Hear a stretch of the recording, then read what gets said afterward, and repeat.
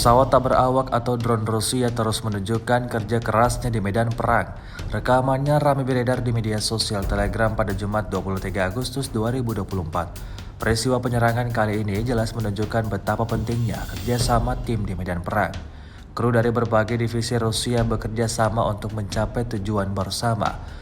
Unit UAV khusus yang dilatih oleh pejuang berpengalaman yang berpartisipasi dalam memukul mundur serangan balik kendaraan Leopard dan Bradley di Zaporozhye menghancurkan pasukan Ukraina setiap hari.